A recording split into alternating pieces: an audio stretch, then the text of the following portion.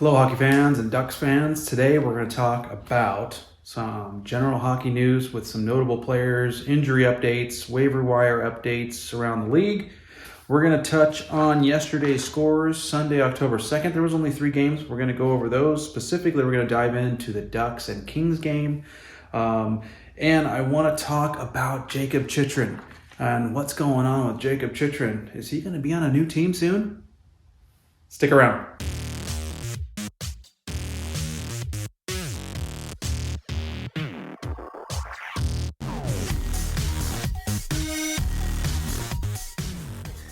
Okay, here we go. Welcome back. Let's just dive into a quick update with some NHL injuries, notable injuries that we just need to keep up to date on. We need to know what's going on, right?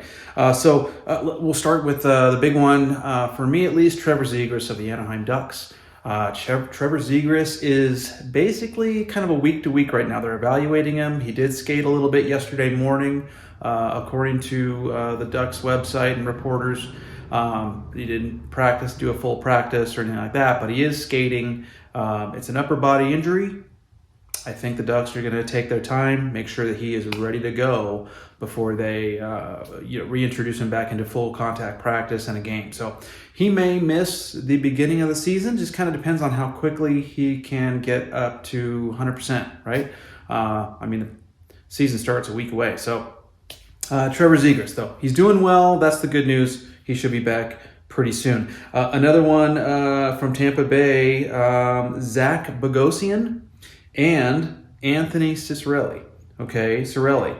Both are injured for Tampa Bay. Another notable one on the Blackhawks, Boris Katchouk. Okay, I hope I said that right. Boris Katchouk. He's out 4 to 6 weeks. And then let's see on the Flyers side, their goalie, Carter Hart. Now it says, from what I did read, that he expects to play the season opener. He did get injured late in the season last season, missed like the last 9 games of the season last season, but he's just kind of taking his time, doesn't want to do anything or aggravate that injury, but he does expect to play come regular season. So Carter Hart on the Flyers there. The Devils, Nico Hischier, their captain, their young captain. He is still questionable for the start of the season. He's still lingering injury that he got earlier in the preseason in a game. Questionable meaning, they're taking their time. They're going to treat it like, they don't want him to aggravate the injury, just kind of like anything else. So he may or may not start this regular season with the Devils. So last but not least, Boston, Taylor Hall. Taylor Hall has an upper body injury, and he is week to week, according to Boston's website. So, listen, he may miss the start of the season. That's a big blow for Boston. Boston, as we talked about in previous videos, I'm not expecting to have the type of years they've had in the past and be one of those top teams. So we'll see what happens. Taylor Hall's kind of a needed piece of that puzzle and that team to be successful. So we'll see how that goes with the Boston Bruins. Waiver wire. I don't touch on this very often. I do talk about some of the players, specifically on the Ducks, that are being let go or reassigned to their minor league team or to the AHL. I haven't talked really about the waiver wire. There were some notable names that I just wanted to touch on that that are on waivers currently. Some notable players, starting with Buffalo. In Buffalo, they placed Malcolm Subban. Okay, PK Subban's little brother. Malcolm Subban was placed on waivers. Now the idea is they're hoping that he doesn't get picked up and that he gets reassigned to their AHL affiliate, Rochester. But Malcolm Subban, it's too bad because he's kind of jumped around from teams in the last few years, but he's never really broken through and proved that he can be that number 1. You know what I mean? A number 2 maybe, but it looks like, at least with Buffalo, they feel he's more of like a number 3. They're going to put him back down in the AHL. So Malcolm Subban, we'll see if he clears. He should, I think. I don't know. Maybe a team that really needs a goaltender or feels they need somebody like a Malcolm Subban will pick him up. So the New York Rangers have placed Louis Domingue on waivers. Now, that wasn't recent. I think that was a few days ago, but either way, a notable name. He's a goalie, and again, New York obviously doesn't need him up in there. Who knows what they're thinking really? But Louis Domingue, he's a guy that potentially could get picked up by a team that's looking to add some goalie depth. So because he's definitely got the experience. So Louis Domingue was put on waivers by New York, the New York Rangers. The Penguins, Drew O'Connor, Drake Cagulia. God, I kill names. Horrible with those. And Dustin Tokarski. The Tokarski stood out to me because he's, again, another goalie. He's been around the league for a bit. And again, there's another goalie that may or may not be playing with the big leagues or anything like that. The big boys. Pittsburgh decided to move on with him, put him on waivers. Now, he probably will clear unless, again, somebody feels like they like him, add some depth, but he'll be playing in the AHL, I'm sure, for the Pittsburgh Penguins affiliate. So those are your notable waiver wire names that I read about. Not a big deal. I wanted to touch a little bit on some scores. There was only 3 games yesterday, Sunday, October 2nd. The Wild played the Hawks, New York Islanders, and Flyers, and then the big one was the Ducks and the Kings. That was the one that I was really looking forward to. So real quick, Wild beat the Hawks 3-0. Hawks, as expected, not looking too good. Don't expect them to have a very good year this year. Nobody really is. In fact, I probably would expect to see some of the players they've had. I mean, obviously they moved to Brinkett in the offseason, the Tays, and the Patrick Kanes of the world. I don't know, guys. Are they going to be Blackhawks this whole season or moving forward into the next few years? I have a feeling no. I have a feeling specifically Patrick Kane is going to be playing for somebody else at some point this year. So, different topic altogether. But the Wild beat the Blackhawks 3-0. Marc-Andre Fleury had a shutout for the Wild in that game, and he made 12 saves. So the Hawks didn't put a bunch of shots on the Wild. So you can see where he only had to make 12 saves, got the shutout. So New York Islanders beat the Flyers 2-1. New York Islanders, Kyle Palmieri, a former Duck, scored for the New York Islanders, tied the game actually on the power play in that game. So Kyle Palmieri. So here's the big one: Ducks and Kings. It was a good game, kind of boring. For Ducks fans and Kings fans, if you're watching, we all know the Ducks and Kings games get pretty chippy. We don't like each other. There's a lot of hatred out there, a lot of chirping. And it gets pretty aggressive too, especially when a team scores a goal or somebody gets a good hit. It doesn't matter. It always takes that one little thing and it triggers everything between the Ducks and the Kings. So watching the game last night, the Ducks opened the scoring right away. It was actually exciting to watch. It was like within the first minute. In fact, it was only 42 seconds in. Grimaldi got a pass from, I believe it was Henrique, and cross ice right in front of Jonathan Quick, in the net it went. So Ducks jumped out quick. Obviously, I enjoyed seeing that. But from then on, it was like, okay, what happened, Ducks? The Kings kind of took over, and it was at Crypto Arena, so the Kings home arena in LA, and the Kings kind of took over play in the first period. All the scoring occurred in the first period. And the Kings got a couple of power play goals, one from Adrian Kempe and another one from Arthur Kaliev. So that was it. 2-1 after the first, and that was it. No more scoring from there. The second period was pretty boring.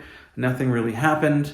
Third period, the Ducks started making their move for a comeback, and they pushed pretty hard, put a lot more shots on Jonathan Quick, and they came close. Jonathan Quick had a really good game and kept the Ducks off the board. So and on the other side, the Ducks power play was 0 for 4, just kind of lackluster. Now, the only real thing that I took out of that game was John Gibson. He let in a couple of power play goals.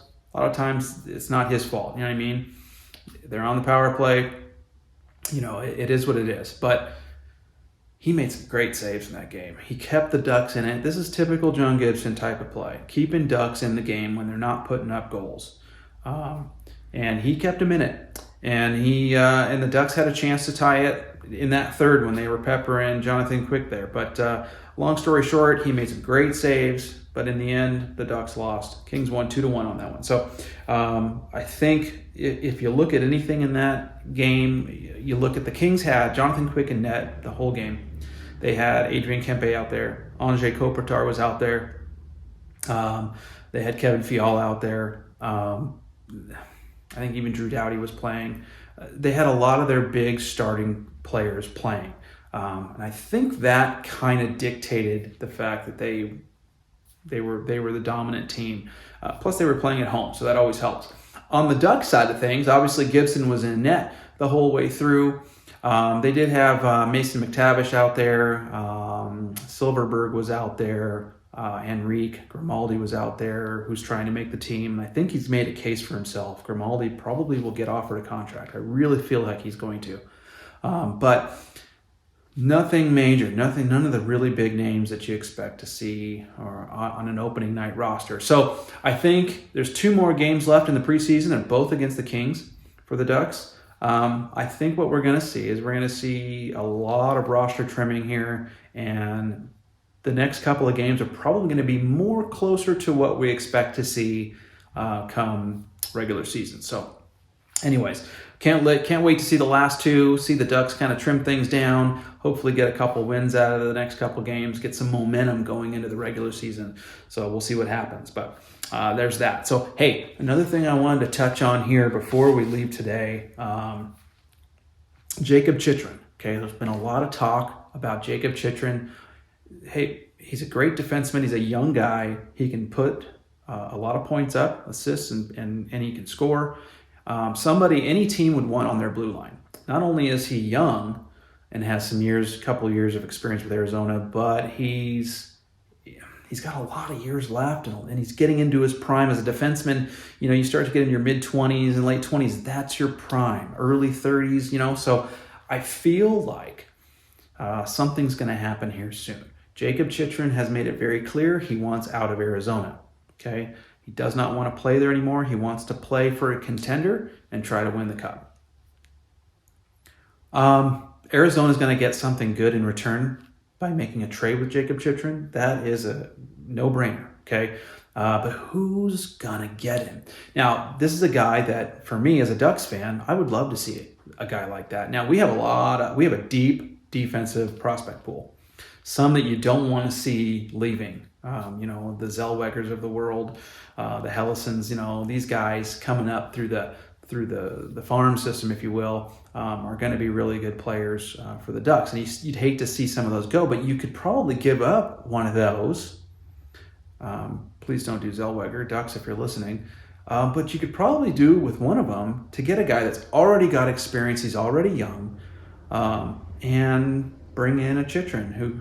Here you go. You can bring in Jacob Chychrun. You've got, Jamie Drysdale, Cam Fowler, Klingberg might stay. I mean, even to this year, if you added him, imagine the amount of points and the amount of production the Ducks would get on the blue line by adding a Jacob Chychrun right now. So that's almost like saying, hey, we want to get in the playoffs right now. Let's do this and see. We have the money.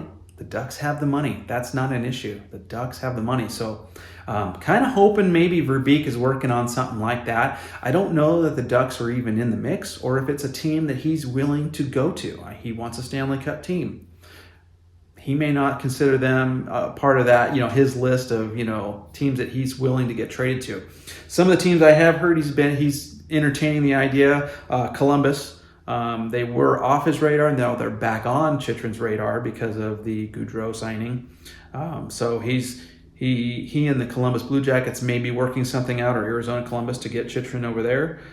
Some other teams, Ottawa has been mentioned. That would add a ton of depth and scoring to their blue line. And they've already added so much, that would really probably put them over the hump, and then they'd make the playoffs. I mean, that's the kind of impact player Jacob Chychrun is, right? So New York Islanders have been mentioned, and I've even heard the LA Kings possibly. I doubt that one. I don't see that one, but Chychrun might be looking at the Kings as a potential playoff. Maybe that's what he's thinking there. I don't know. But hey, Jacob Chychrun, he isn't going to be playing with Arizona this entire year. It'll be interesting to see how long he actually plays before they pull the trigger and move him. But Arizona's going to get some good assets for him for sure. Probably some draft picks, a high draft pick. And, Chychrun will get what he wants, and he'll go to a team that he's willing to play for and try to pursue the cup. So anyways, hey, listen, guys, thanks for watching. Thanks for all your support. I want to get the channel growing, and I need your help to do it. I need you to subscribe down below. Don't forget to subscribe, please. Leave me any comments. I want to hear your thoughts. I will respond to them. I want to keep things going. So like and subscribe to the video, please. Check out some of my other videos, and we'll catch you next time.